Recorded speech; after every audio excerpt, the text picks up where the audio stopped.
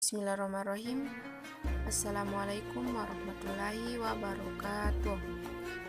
Kami dari kelompok 5 kelas 11 MIPA 1 akan menjelaskan tentang Daulah Abbasiyah. Adapun nama anggota kelompok 5 yaitu Muhammad Sukri, Andika Saputra, Aryani, dan Siti Nurhidayah. Nah, adapun peta konsep atau pokok pembahasan yang akan kami jelaskan yaitu yang pertama, sejarah lahirnya Daulah Abbasiyah yang akan dijelaskan oleh Aryani. Yang kedua, periodisasi kepemimpinan Daulah Abbasiyah yang akan dijelaskan oleh Muhammad Sukri. Yang ketiga, perkembangan peradaban Daulah Abbasiyah dan ilmu pengetahuan akan dijelaskan oleh Andika Saputra. Dan yang terakhir, faktor kemunduran Daulah Abbasiyah yang akan dijelaskan oleh Siti Nurhidayah. Dan ini adalah peta pada masa kekhalifahan Daulah Abbasiyah.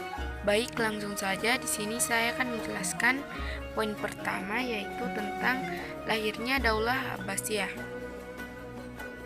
Kebangkitan Daulah Abbasiyah dimulai dengan gerakan-gerakan perlawanan terhadap kekuasaan Daulah Umayyah di Andalusia pada masa kepemimpinan Khalifah Hisham bin Abdul Malik.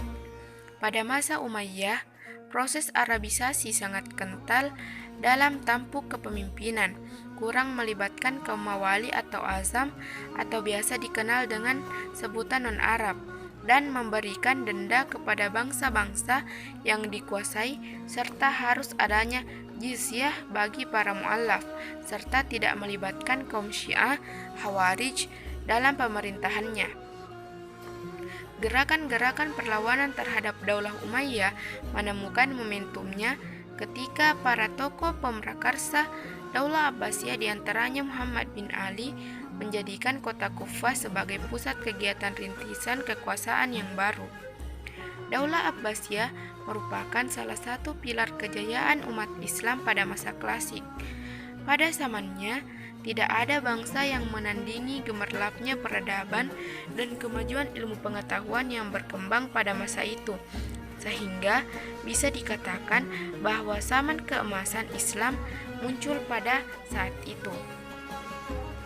Daulah Abbasiyah sangat berjasa dalam memberikan kontribusi peradaban dan keilmuan yang terus menginspirasi tokoh-tokoh ilmuwan muslim dan bahkan sampai ilmuwan barat dari zaman klasik sampai zaman modern. Hampir 3 abad lamanya, banyak di antara peninggalan Daulah Abbasiyah menjadi saksi bisu kejayaan Islam di Timur Tengah, Asia bahkan Eropa. Periodisasi kepemimpinan Daulah Abbasiyah. Periode pertama, Daulah Abbasiyah mulai tahun 132 Hijriah atau 750 Masehi sampai tahun 232 Hijriah atau 847 Masehi. Sejak awal berdiri sampai pemerintahan ke-9 Abu Ja'far al-Wasiq, periode ini disebut juga pengaruh Persia pertama. Hal itu disebabkan pemerintahan Daulah Abbasiyah dipengaruhi dengan sangat kuat oleh keluarga dari bangsa Persia, yaitu keluarga Barmak. Usaha militer merupakan kebijakan yang terus-menerus dilakukan oleh para khalifah Daulah Abbasiyah, sejak yang pertama hingga khalifah terakhir. Tercatat dalam sejarah bahwa periode pertama menjadi masa keemasan dan kejayaan Daulah Abbasiyah. Walaupun demikian, bibit kemunduran Daulah Abbasiyah sudah muncul pada akhir periode ini. Khalifah dan Al-Wasiq merupakan khalifah terakhir pada periode pertama. Kebijakannya yang paling krusial adalah mengangkat wakil dari seorang perwira Turki bernama Syam. Periode kedua. Periode ini berlangsung tahun 232 Hijriah atau 847 Masehi sampai 334 Hijriah atau 946 Masehi. Sejak Khalifah Al-Mutawakkil sampai berdirinya Daulah Buhayyah di Baghdad dan pengaruh Turki pertama. Disebut demikian karena tentara Turki menjadi tentara Daulah Abbasiyah sangat mendominasi pemerintahan. Pada periode ini, kebijakan para khalifah banyak dipengaruhi oleh orang-orang Turki, mulai periode sampai periode keempat. Peranan khalifah dalam pemerintahan mulai berkurang. Demikian halnya dengan kegiatan keagamaan, kegiatan kajian keilmuan sudah mulai berkurang, tidak seperti pada masa periode pertama. 3. Daulah Abbasiyah periode ini dimulai tahun 334 Hijriah atau 946 Masehi sampai 464 Hijriah atau 1075 Masehi. Sejak berdirinya Daulah Buaya sampai masuknya Saljuk ke Baghdad. Periode ini disebut juga periode Persia kedua. Disebut demikian karena pada waktu itu golongan dari bangsa Persia berperan penting dalam pemerintahan Daulah Abbasiyah, yaitu Daulah Buaya. Pada periode ini, kondisi politik sering tidak stabil karena sering terjadi kemelut dalam pergantian kepemimpinan di antara para penguasa Daulah Buawiyah. Pada masa itu, para khalifah bahkan kehilangan legitimasi keagamaannya. Posisi mereka sebagai khatib sholat Jumat banyak diserahkan kepada orang-orang dari kalangan Buawiyah.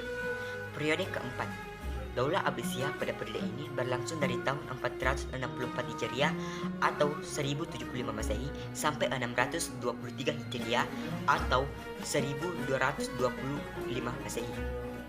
Sejak masuknya orang-orang dari Daulah Saljuk di Baghdad dipengaruhi oleh bangsa Turki kedua. Disebut demikian karena pada waktu itu golongan dari bangsa Turki berperan penting dalam pemerintahan Daulah Abbasiyah, yakni Daulah Saljuk. Periode ini merupakan akhir dari Daulah Saljuk. Khawarizm Shah telah mengakhiri daulah ini. Para khalifah Daulah Abbasiyah memiliki kekuasaan penuh dalam bidang politik dan keagamaan. Hanya saja wilayah kekuasaannya tidak seluas masa sebelumnya, karena hanya meliputi wilayah Irak dan sekitarnya. Periode kelima. Periode ini dimulai tahun 623 Hijriah atau 1225 Masehi sampai 656 Hijriah atau 1258 Masehi. Dan tidak lagi dipengaruhi oleh pihak-pihak manapun. Namun, kekuatan politik dan militer Daulah Abbasiyah sudah lemah sehingga kekuasaan mereka tinggal meliputi wilayah Irak dan sekitarnya saja. Berakhirnya Daulah Abbasiyah datang seiring serangan Hulaguhan pada tahun 1208 Masehi. Kota Baghdad dan berbagai peninggalan bersejarah dihancurkan. Dengan demikian, berakhirlah kekuasaan Daulah Abbasiyah. Perkembangan peradaban dan ilmu pengetahuan pada masa pemerintahan Daulah Abbasiyah. Selama kekhalifahan Abbasiyah berlangsung, dunia Islam mengalami kemajuan yang signifikan pada beberapa bidang, khususnya di bidang ilmu pengetahuan dan pendidikan. Kemajuan ilmu pengetahuan diawali dengan kegiatan menerjemahkan naskah-naskah asing, terutama dari bahasa Yunani ke bahasa Arab. Kemudian didirikan pula pusat pengembangan ilmu dan perpustakaan Bait al-Hikmah, terbentuknya mazhab-mazhab ilmu pengetahuan dan keagamaan. Pada masa kepemimpinan Khalifah Harun al-Rasyid pada tahun 786 sampai 809 Masehi, pemerintahan dinasti Abbasiyah semakin gemilang. Sang Khalifah mendirikan berbagai bangunan untuk keperluan sosial seperti rumah sakit, lembaga pendidikan, dan farmasi. Di bidang sastra, kota Baghdad dikenal memiliki hasil karya yang indah dan banyak digandrungi masyarakat setempat. Di antaranya adalah Alf Lailah wal Lailah atau kisah 1001 malam. Faktor kemunduran Daulah Abbasiyah. Pertama, faktor internal. 1. Gaya hidup mewah di kalangan penguasa. 2. Persaingan antar bangsa. 3. Kemerosotan ekonomi. 4. Konflik keagamaan. Yang kedua, faktor eksternal. 1. Perang salib. Perang salib yang berlangsung beberapa gelombang atau periode dan menelan banyak korban. Perang salib adalah perang yang dilancarkan oleh tentara-tentara Kristen dari berbagai kerajaan di Eropa Barat terhadap umat Islam di Asia Barat dan Mesir.